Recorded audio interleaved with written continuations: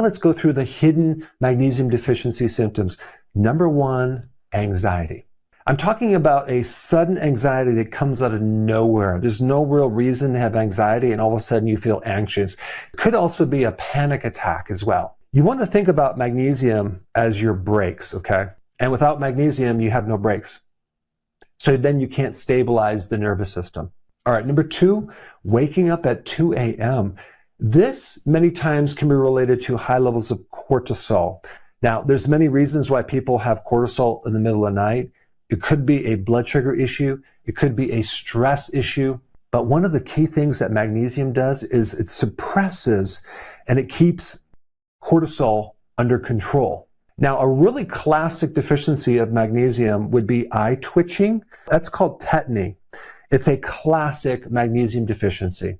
And what's happening deep inside the muscle is that magnesium, because it's the master controller over calcium, there's an imbalance. We have too much calcium and not enough magnesium to control it. So the simplicity of this is calcium controls the contraction, okay, of the muscle. Magnesium controls the relaxation.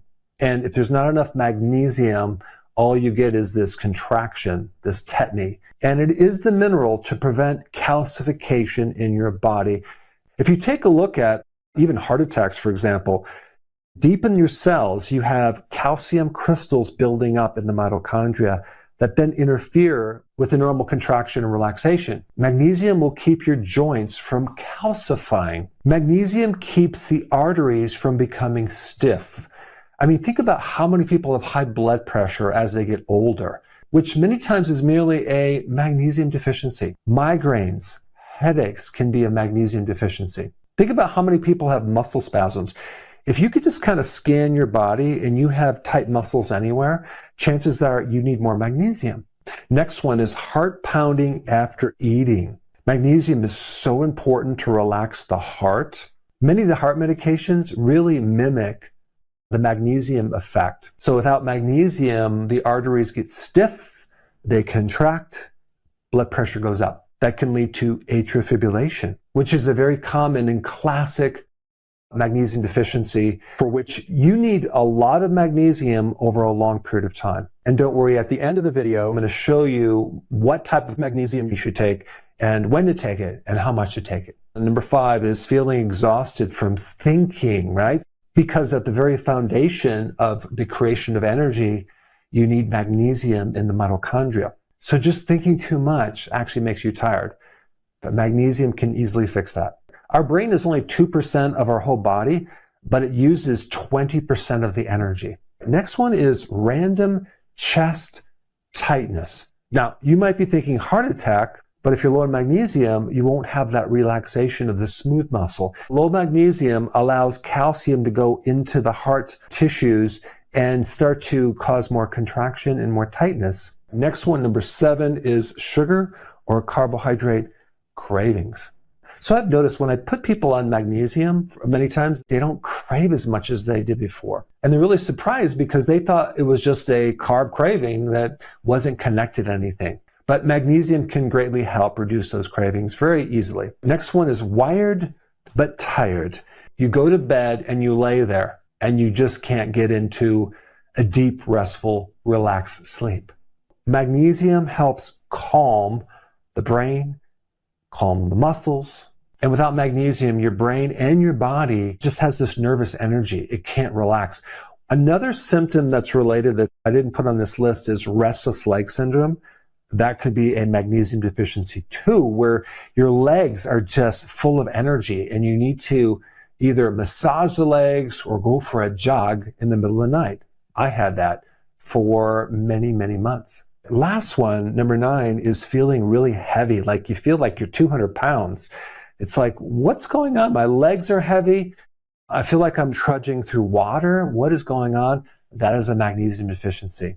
And this is because the energy factories, called the mitochondria, are dependent on magnesium, and you don't have enough to power the mitochondria. So basically, it's taking more effort to move your body and your muscles. Now let's talk about what type of magnesium is best. What magnesium is the worst is magnesium oxide. That is the magnesium that they sell at CVS drugstores. It's the type of magnesium that most of the research on magnesium is done with. And the problem with magnesium oxide is you only absorb 3%, okay? 3%. And so you'd have to take a tremendous amount to have it work. But the problem is when you take more, you get diarrhea. So a much better source of magnesium is magnesium glycinate. With magnesium glycinate, you not only have magnesium, but you also have glycine, which is a type of protein that helps GABA in our brain. So it's really good for calming us down, helping us sleep, and you absorb 80%. Now, some people will say, oh, magnesium glycinate doesn't cross the blood-brain barrier, so it can't really affect our sleep. But that's actually not true, because a lot of mechanisms that involve sleep are not actually even in the brain. They're in your gut. They're in your tissues. And so by giving your body more magnesium, it can indirectly affect the brain. The best time to take magnesium is toward the later part of the day. I like to take mine after dinner sometime. Sometimes I'll take pills. Sometimes I'll take powder. Powder is much easier to take. You mix it with some water, you drink it down. If you mix it with warmer water, it will completely dissolve. Sometimes I don't have time to warm the water and sip it like tea, so I'll just put it in cold water and slug it down. And one thing you need to know, when you take more than 400 milligrams of magnesium glycinate at any one time, it goes through the urine, okay? So our bodies can only absorb certain amounts at a time. If you really wanted to create a therapeutic benefit, let's say you're dealing with atrial fibrillation or some type of major deficiency like osteoporosis, you'd want to take magnesium glycinate, 300 milligrams to 400 milligrams, several times a day, okay? And that way you can get much more absorption. A couple other things that will help you. Going on a low-carb diet to fix insulin resistance. That will allow you to absorb more magnesium. Also, if you're getting older, if you're over the age of 50 or 60, chances are you have low hydrochloric acid. And the way that you know you have that is if you have like any indigestion or heartburn or GERD, in which case if you took something called betaine hydrochloride, not only would that fix your stomach, but you're going to absorb a lot more magnesium and other minerals. And also, it takes vitamin D to absorb magnesium. And it also takes magnesium to absorb vitamin D. Most people are deficient in vitamin D. Taking both of those can go a long way in a lot of different problems. Also, be careful with the caffeine. A lot of people drink way too much coffee. I'll do one small cup of coffee in the morning, and that's it for the day. And once you do that, since we're on the topic of magnesium, I have another video for you describing the different types of magnesium, and I put that video right here. Check it out.